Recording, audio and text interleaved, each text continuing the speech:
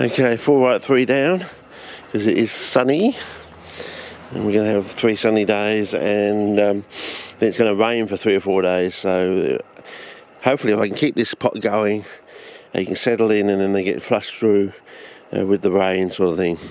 I think I may have left it a little bit long for these ones. They are getting crispy, and you notice they're getting a bit white there.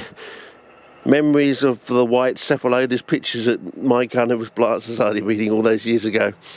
You might want to punch that into my YouTube channel, put in my in quotes, little quotes, MY, another little quote, and carnivorous, and all the clips should pop up, and you'll find one. I don't know if it was a Christmas or an Easter special, I can't remember. It feels like the middle of the year, so it must have been somewhere. Yeah. So anyway, look it up. You'll find one where we had these cephalotus turn up with quite large cephalotus, and some of them actually had white, plastic white looking perfectly formed pictures, but they were plastic white. You look that up on there, see. Yeah, that's just it. I don't tell you bullshit. You know, I back it up with bloody video.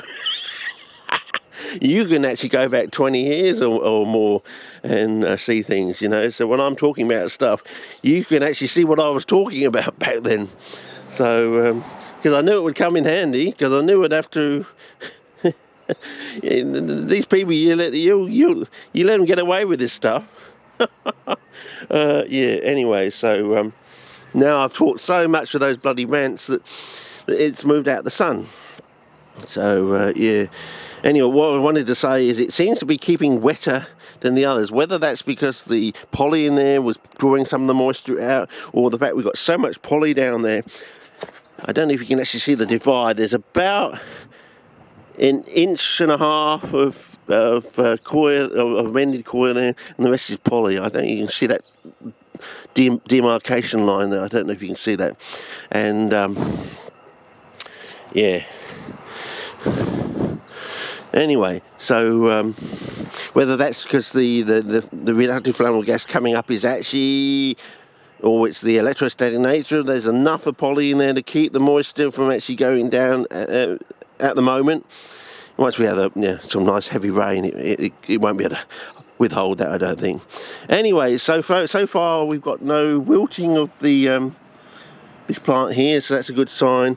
These were nice and colourful in the sun. I might be able to just get it into the sun there, I don't know. Oh no. I don't want to move the pot too much in case we disturb something or something sinks down, sort of thing. But maybe another day. So anyway, I've got some moss in there. So the moss seems to be okay, but as I say, the moss seems to be tough as nails. It's one of the indicative plants for toughness, and we'll see. Oh, I don't know about that one there, no, that leaf there. So taking on a funny shape. But then again, that might be a good sign. I don't know, we're going to learn, but we'll see. So, but they go both being a little bit crinkly there, but they're not going brown at the moment. So maybe that's an advantage. So look at other people's collections. Do they have crinkly tops to a certain stage? Do they get sort of whiteness in the thing? A bit like those white cephalotus pictures. But the buds down there seem to be okay at the moment, so there's nothing wrong with those. So, and these seem to be okay. So, So anyway, so I want to see if this coir gets darker or gets lighter, because that one seems to be getting lighter, and so we'll see if this one gets darker than that one, and that one is lighter than that one, sort of thing. So we'll see how we go.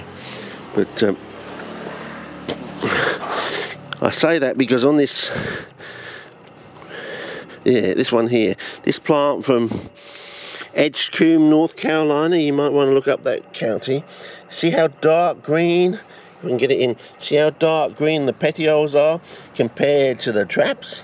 So is there like a demarcation between traps and leaves? Yeah, but have you noticed that colour there is identical to a certain degree to the Cresco ones I showed you. Some of the plants in Cresco had that dark look to them. Is that why they were saying that? They thought the plants had been dug out of the wild? Maybe not. Maybe they learnt how to grow them properly.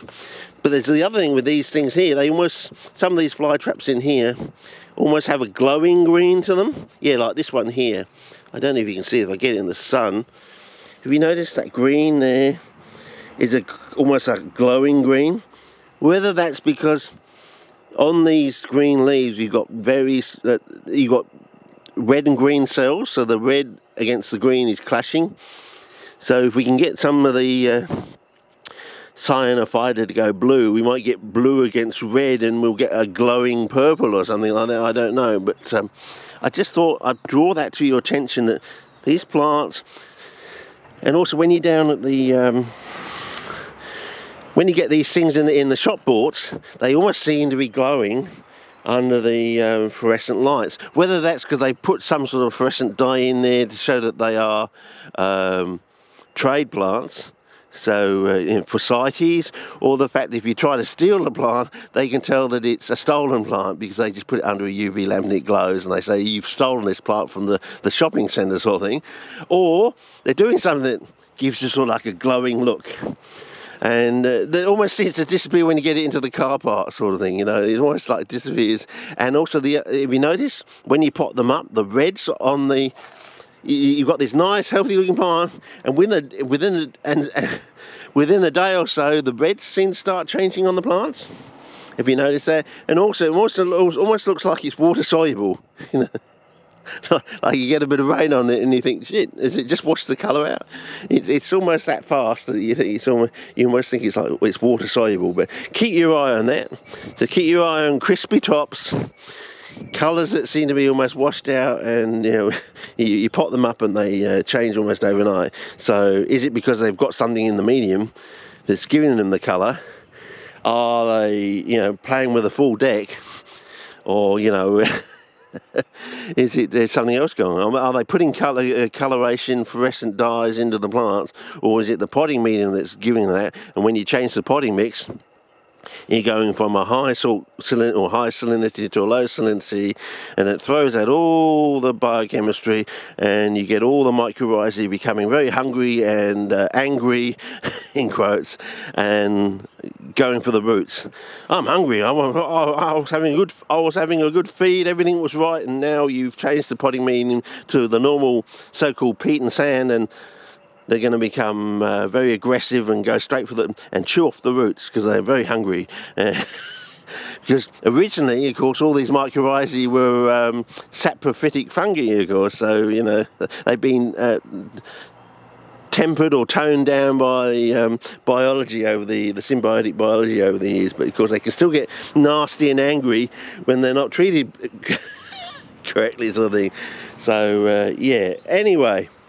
Just thought I'd mention it. It wasn't quite the spiel I wanted to, but I had a couple of rants, but you know what it's like, As I said, this country is going down the toilet very quickly, and unless we put a few of these people up against the wall, there's going to be people in Sydney and Melbourne on the streets soon. It's just going to get diabolical. I mean, they got transport problems they haven't fixed up. WA's in a depression. I mean, the fine example was that bloody highway. Giant 2-lane highway right through the heart of cephalotus country. Hardly a bugger on it. Hardly a bugger. So why do you build a massive highway if no one's going to use it? I mean, will we just happen to be there on the very first opening day? Well, if it was an opening day, surely people will be, quick, honey, they're opening the new highway. Let's go and see what it looks like. No, you would think there'll be hundreds of cars on it. Oh, school holidays. Let's take the kids to the beach or something, in that new highway. We haven't looked at it yet. It's brand new. It's been open for a few weeks. School holidays, take the kids to the beach. Let's use that new highway, see what it's like. Nobody on the bloody... We saw 2 cars in, half a morning sort of thing, basically. Something very odd there. Whether it was blocked off at 2 ends and we just happened to be allowed to go... They're only allowing the locals to use it from the middle section or something. I'm still trying to give benefit of the doubt. I mean, I think I should learn. Do not give benefit of the doubt. These people are dickheads.